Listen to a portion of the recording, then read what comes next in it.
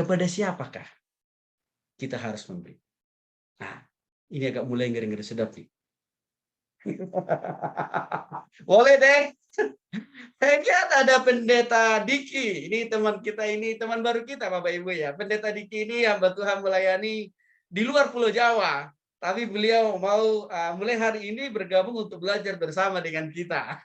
Nah, Pendeta Diki, boleh sekaligus perkenalan dulu Pendeta Diki. Karena ini saya mau bicara bagian kita ini sekarang. Halo Pendeta Diki.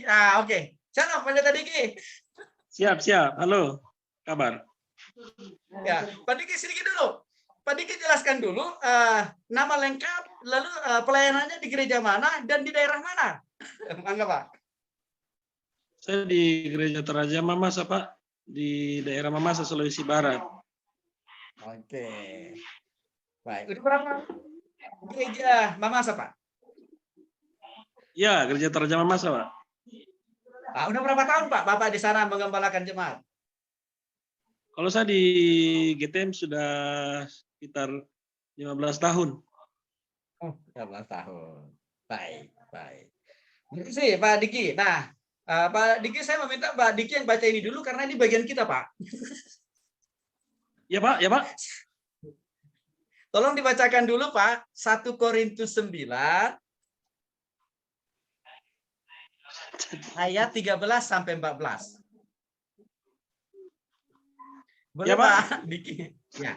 1 Korintus 9 1 Korintus 9.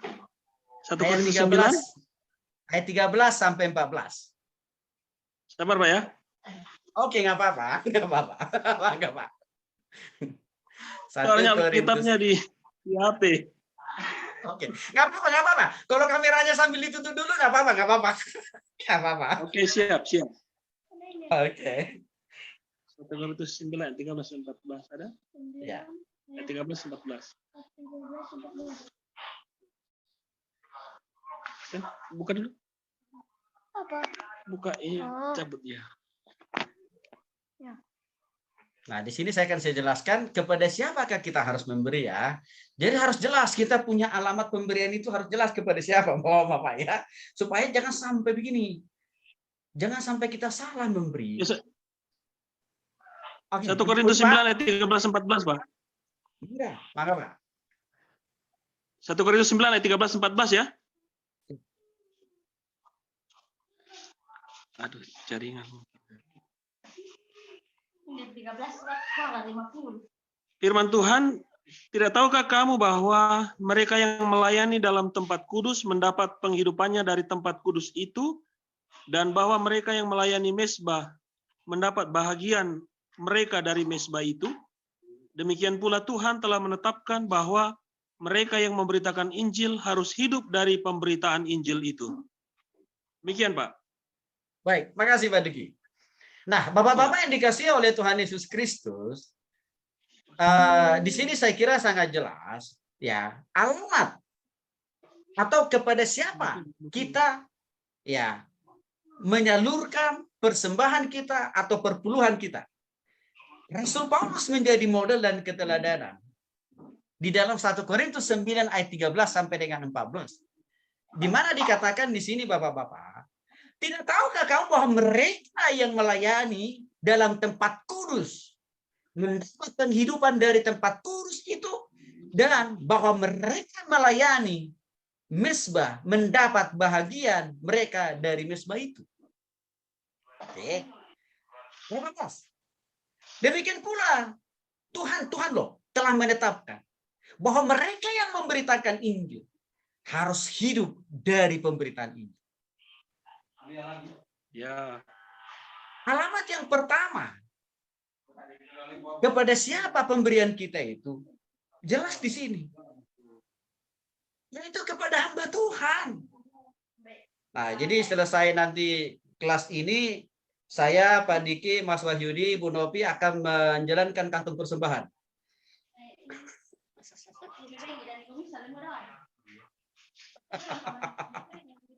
Karena kenapa? Kami hamba Tuhan. Tuhan bilang loh, ini bukan tafsir saya, bukan. Tuhan bilang kami hamba Tuhan yang melayani Tuhan. yang memberitakan Injil, yang memberitakan firman, berhak hidup dari pelayanan yang kami lakukan. Itu jelas. Oke, saya paham. Langsung ada pertanyaan dalam hati pikiran Bapak Ibu. Tapi Tuhan itu udah lebih kaya dari saya.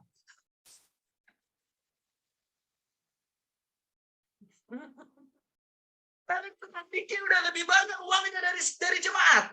Masa sih harus menurunkan persembahan saya ke pendeta saya? Paham. Bapak Ibu, kita memberi itu kan wujud kasih kita, wujud syukur kita kepada Tuhan. Kalaupun di sini ada orangnya, oknumnya, yaitu hamba Tuhan, penginjil atau pendeta, itu sebagai perpanjangan tangan Tuhan aja. Maka jangan sesekali terbersih di dalam hati dan pikiran kita. Kita menyalurkan persembahan atau perpuluhan kita untuk menolak si pendeta, si penginjil yang super miskin ini. Bukan itu. Itu namanya kita menghina Tuhan. Kita kasih persembahan kita, perpuluhan kita lewat hamba Tuhan ini, lewat pendeta ini, lewat penginjil ini, karena kita tahu dia bekerja, dia melayani tuntas tulus 100% untuk penginjilan, untuk pemberitaan firman. Jadi motivasi kita dalam memberi itu kepada Tuhan kok. Jalan siapa? Ada pendeta, ada penginjil, ada hamba Tuhan. Dan saya lihat kenapa ada sebagian orang Kristen alergi di dalam hal memberi? Karena yang ada di hati dan pikirannya, kalau dia kasih persembahan perpuluhan, berarti saya mendukung si pendeta ini. Bukan. Tapi seharusnya yang ada dalam pikiran kita berikan persembahan perpuluhan itu untuk menjadi ucapan syukur kita, terima kasih kita kepada Tuhan. Jadi itu konsepnya.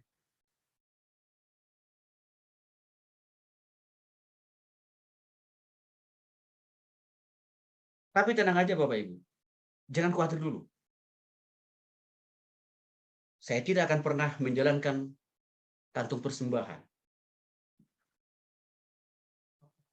kepada Bapak Ibu. Walaupun saya, Pak Diki, Mas Wahyudi, Bu Novi berhak untuk itu. Kami tidak akan pernah melakukan. Karena Tuhan pengemis. Kami hambanya Tuhan. Yang kami yakin dan percaya. Kami oleh anugerah Tuhan. Kami dipimpin oleh Tuhan. Dan Tuhan yang sama pasti bertanggung jawab untuk memberikan kami makan dan minum. Bukan manusia, bukan jemaat, tapi Tuhan. Harus jelas ya dalam hal ini. Karena kadang-kadang ada jemaat terlalu sungguh menganggap kalau dia memberi,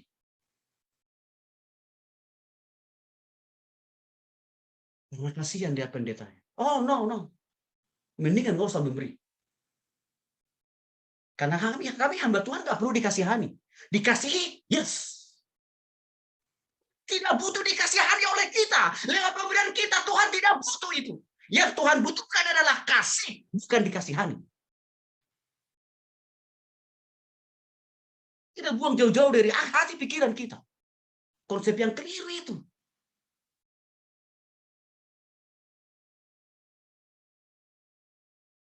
Kita buang jauh-jauh. Jadi alamat yang pertama adalah memang hamba Tuhan. Apakah mereka penginjil, apakah mereka pendeta, berhak mereka. Karena itu yang diingatkan oleh Rasul Paulus kepada jemaat di Korintus. Kan Paulus itu kan melayani, memberitakan Injil, memberitakan firman kepada jemaat di Korintus kan. Mereka orang-orang Korintus ini kaya raya semuanya. Berkelimpahan mereka di secara materi. Tetapi miskin dalam hal rohani. Dan itu teraktualisasi, terlihat terpotret waktu Paulus menentang mereka, mendukung kehidupan Paulus. Supaya Paulus bisa punya dana operasional, sehingga dia bisa efektif melayani dari satu jemaat ke jemaat yang lain, dari satu kota ke kota yang lain. Tapi Paulus tidak mau mengemis. Tapi Paulus dengan tegas mengatakan di dalam ayat 15, tetapi aku tidak pernah mempergunakan hak-hak itu. Aku tidak menulis semuanya ini supaya aku pun diperlakukan juga demikian. Sebab aku lebih suka mati daripada sungguh-sungguh kemegahanku tidak dapat ditiadakan siapapun juga. Ini yang saya katakan tadi. Walaupun kami punya hak, tapi tenang saja Bapak Ibu. Kami tidak akan pernah mengemis-ngemis kepada Bapak Ibu. Maka saya tidak pernah memohon-mohon untuk orang lain mendukung pelayanan saya. Saya nggak pernah ngemis-ngemis. Nggak pernah.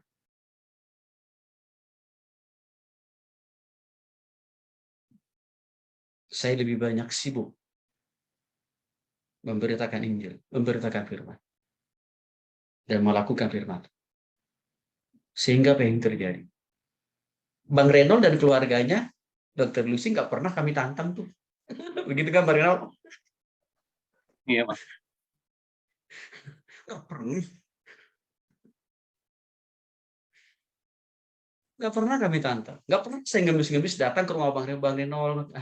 Dr. Lucy, kasihanilah kami hamba yang hina-dina ini, yang miskin ini, yang melarat ini. No, no, no.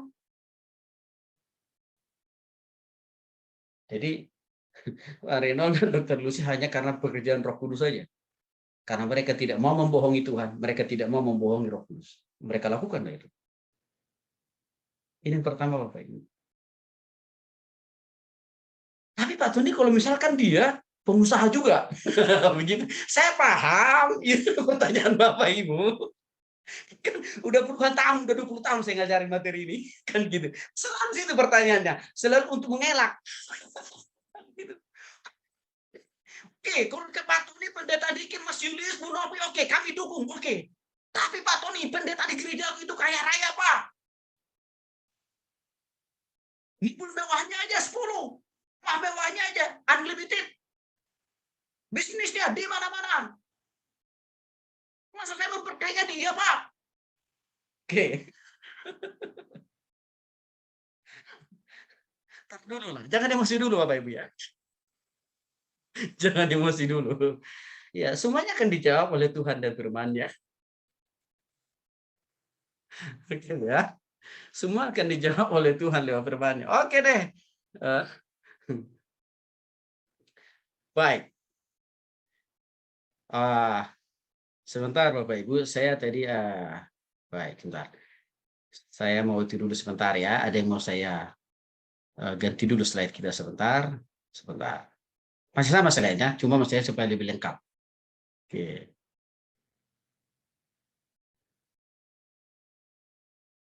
Oke, saya masukkan dulu slide-nya lagi. Supaya makin seru pelajaran kita. Walaupun harus saya katakan mungkin agak panas ya di hati. Tapi saya senang. Kalau tentang kebenaran kan harus saya sampaikan dong. Nanti saya dituntut Tuhan pertanggungjawaban. Oke, begini.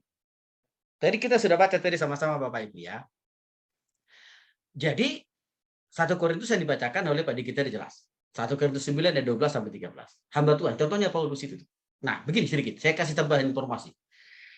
Karena begitu kikirnya, karena begitu pelitnya, karena begitu miskinnya secara rohani jemaat di Korintus. Dia pun, karena dia tidak mau mengemis-ngemiskan. Maka supaya dia tetap melayani Tuhan. Maka dia memang juga cari usaha lain. Yaitu apa? Membuat dan menjual tenda. Tapi harus saya katakan kepada Bapak Ibu. Keputusan itu diambil oleh Rasul Paulus. Karena jemaat di Korintus tidak punya hati mendukung pelayanan Paulus. Padahal sebenarnya mereka diajar, dimuridkan, diinjili oleh Paulus sendiri. Tapi tidak punya hati untuk mendukung pelayanan Paulus. Maka Paulus katakan, enggak apa-apa. Saya tidak mau menjadi Tuhan pengemis. Saya tidak butuh kalian kasihani walaupun saya punya hak untuk itu. Saya akan tetap memberitakan Injil. Saya akan tetap memberitakan firman. Maka Paulus harus buat tenda dan juga menjual. Supaya apa? Untuk mendukung kebutuhan makan minum. Untuk mendukung kebutuhan operasional. Pelayanan Paulus dari satu jemaat ke jemaat yang lain. Tapi Kalau Paulus mendapatkan dukungan yang signifikan dari jemaat di Korintus, sebenarnya dia tidak mau melakukan itu. Tapi karena jemaat di Korintus begitu pelitnya, dia harus lakukan itu. Bapak Ibu dikasih oleh Tuhan Yesus Kristus. Banyak teman-teman saya para hamba-hamba Tuhan. Karena jemaatnya begitu pelit, padahal dia diajar oleh firman Tuhan oleh pendetanya, diinjili untuk bertobat tidak Yesus mendapatkan kehidupan kekal di surga oleh pendetanya. Dan di sisi lain dia diberkati sebenarnya segala dalam usaha pekerjaan bisnisnya, tapi tidak punya hati untuk mendukung pendetanya. Terlalu. Di samping dia membohongi Tuhan dan Roh Kudus. Itu artinya dia tidak melakukan firman Tuhan.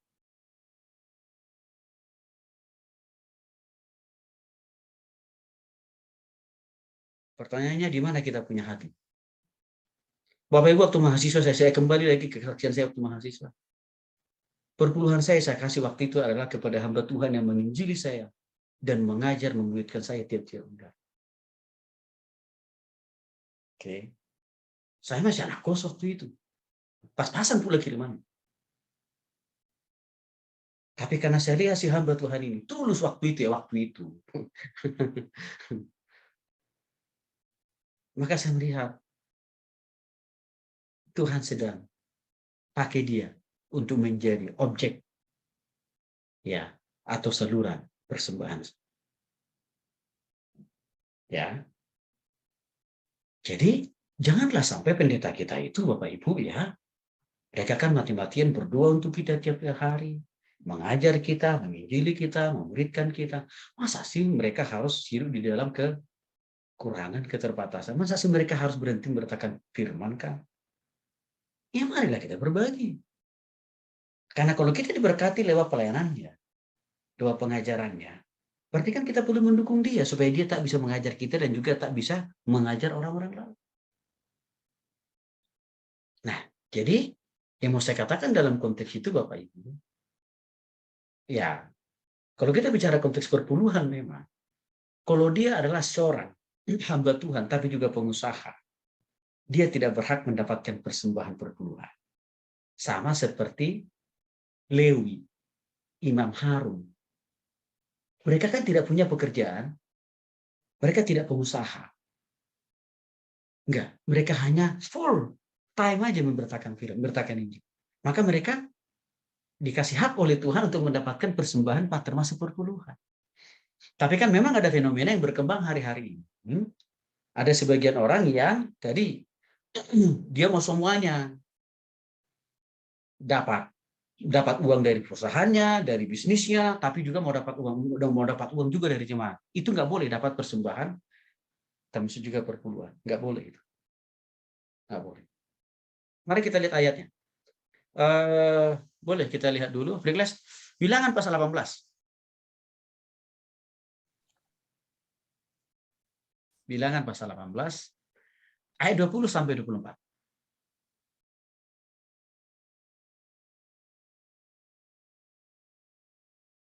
Bilangan pasal 18 ayat 20 sampai 24. Firman Tuhan. Tuhan berfirman kepada Harun, di negeri mereka engkau tidak akan mendapat milik pusaka dan tidak akan beroleh bagian di tengah-tengah mereka. Akulah bagianmu dan milik pusakamu di tengah-tengah orang Israel. Mengenai Bani Lewi, sesungguhnya berikan kepada mereka segala persembahan persepuluhan di antara orang Israel sebagai milik pusakanya, untuk membalas pekerjaan yang dilakukan mereka, pekerjaan pada kemah pertemuan. Maka janganlah lagi orang Israel mendekat kepada kemah pertemuan, sehingga mereka mendatangkan dosa kepada dirinya, lalu mati. Tetapi orang Lewi, merekalah yang harus melakukan pekerjaan pada kemah pertemuan dan mereka harus menanggung akibat kesalahan mereka. Itulah suatu ketetapan untuk selama-lamanya bagimu turun-temurun. Mereka tidak akan mendapat milik pusaka di tengah-tengah orang Israel. Sebab persembahan persepuluhan dipersembahkan orang Israel kepada Tuhan sebagai persembahan khusus diberikan kepada orang Lewi sebagai milik pusakanya. Itulah sebabnya aku telah berfirman tentang mereka. Mereka tidak akan mendapat milik pusaka di tengah-tengah orang Israel. Bapak Ibu saudara dikasih oleh Tuhan Yesus, saya kira sangat jelas. Ya, kepada siapa yang kedua ini? Kepada hamba Tuhan. Apakah dia penginjil, apakah pendeta, tapi dia melayani total ya dalam pelayanan rohani. Jadi dia tidak melakukan usaha bisnis pekerjaan yang lain. Enggak, hanya melayani Tuhan aja. Contohnya Harun dan Bani Lewi. Kan mereka tidak ada usaha bisnis lain itu. Maka mereka berhak mendapatkan persembahan persepuluhan dan juga persembahan khusus. Nah, itu jawaban saya. Ya seringkali muncul, loh, orang pendeta saya pengusaha kok. Kan gitu. Entah. Begini Bapak Ibu. Kan masih ada. Gini loh. Objek persembahan kita itu kan tidak harus, misalkan nih, pendeta kita kan pengusaha ya. Tapi kan di gereja itu juga masih ada pendeta yang bukan pengusaha. Tapi dia full time memang di gereja itu. Berarti perpuluhan kita ke sana dia. Jangan ke pengusaha yang pendeta tadi. Misalkan tidak ada juga di gereja itu yang full time, tapi pengusaha semua pendeta-pendetanya. Begitu ya. Lalu bolehkah kita Pak Tony memberikan persembahan perpuluhan kita kepada pendeta di gereja lain? Boleh. Bahkan bukan harus di gereja ukuran pelayanan itu mereka lakukan, tapi juga apa? Di lembaga yayasan penginjilan gitu. Ke sana boleh disalurkan persembahan itu. Karena mereka, catatannya tadi, mereka bukan pengusaha ya. Bukan pengusaha. Itu ukurannya. Ya. Lalu yang berikutnya, kepada siapa lagi? Ya, kita baca dulu Maliaki pasal 3 ayat 10 sampai 12. Boleh Pak Edward? Maliaki pasal 3. Maliaki pasal 3 ayat 10 sampai 12.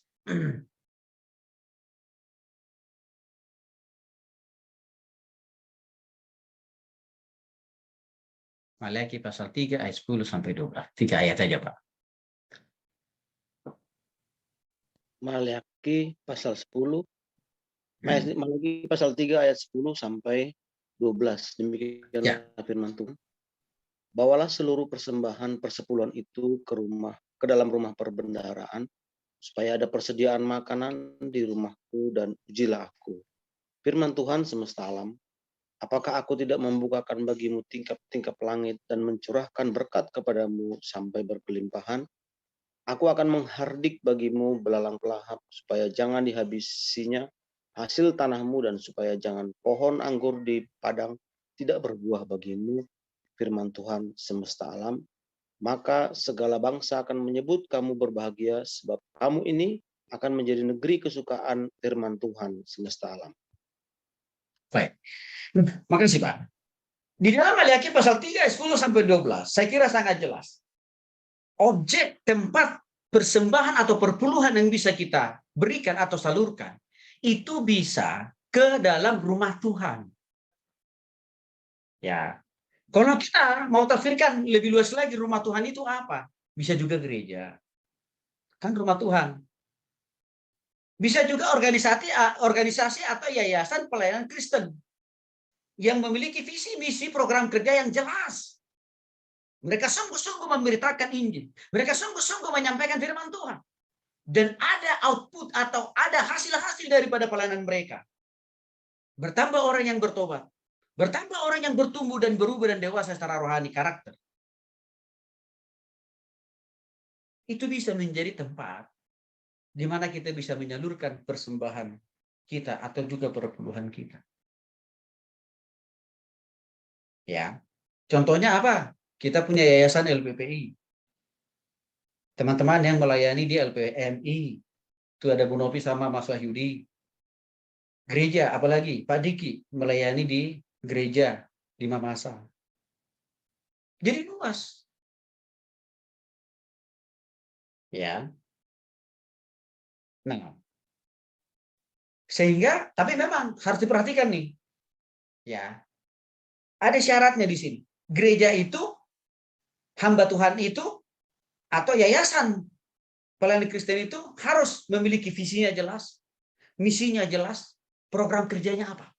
Karena harus saya katakan juga, ada kadang-kadang sebagian kecil nih, orang mendirikan gereja, orang mendirikan yayasan, tapi menipu dia. Hanya memberikan berkat Tuhan dari jemaat. Tapi sebenarnya dia tidak berbuat apa-apa. Untuk yang jenis gereja, pelayanan seperti itu nggak usah didukung. Karena kenapa? Persembahan Bapak Ibu sia-sia. Sia-sia. Karena kenapa? Tempatnya salah. Orangnya salah. Saya Mau ingatkan kita, Bapak Ibu. Perpecahan yang ada di dalam gereja-gereja atau di dalam yayasan Kristiani, di samping itu disebabkan oleh para pengurusnya, oleh para pendetanya yang belum bertobat atau tidak selalu dipimpin oleh Roh. Bisa juga faktor penyebabnya itu karena jemaat masih menyalurkan persembahan mereka ke tempat itu, padahal orang-orang di tempat itu tidak dapat mempertanggungjawabkan, tidak lagi mempergunakan persembahan Bapak Ibu. Artinya apa? Berantamlah mereka di gereja itu, berantamlah mereka di yayasan itu untuk apa? Memperebutkan persembahan Bapak Ibu. Maka hati-hati, jangan salah alamat, jangan salah orang, jangan salah tempat. Karena kenapa? Kalau kita salah mendistribusikannya, itu nggak jadi berkat. Itu tidak memuliakan Tuhan. Juga tidak memberkati kita kembali. Karena kenapa? Ya orang salah. Maka seringkali ada orang bertanya begini, Pak Tony, adakah kriteria hamba Tuhan ataupun lembaga atau gereja yang perlu kita tahu sebelum kita menyalurkan persembahan atau perpuluhan kita? Oh, ya, sebelum ada. Minimal saya katakan tadi. Visinya gereja itu, pelayanan itu ada enggak? Misinya apa? Program kerjanya apa? Ada jiwa-jiwa yang dibawa kepada Kristus. Ada jiwa-jiwa yang diubahkan hidupnya lewat pelayanannya dia. Masukan saya bagi kita para hamba Tuhan. Dokumentasikan dengan benar. Dokumentasikan dengan detail. Program pelayanan Bapak Ibu. Dan hasil-hasil pelayanan Bapak Ibu. Supaya apa? Supaya orang-orang lain percaya dengan pelayanan kita Bapak Ibu Saudara. Itu tantangan saya buat kita para hamba Tuhan. Nanti akan saya kasih contoh tentang yang saya lakukan di LPP. Jadi ini alamatnya. Jadi jangan sembarangan kita menabur. Kalau kita menabur di sembarangan tempat dan uangnya persembahan kita tidak bisa dipertanggungjawabkan, tidak bisa dipergunakan dengan benar, sia-sia Bapak Ibu menabur di sini.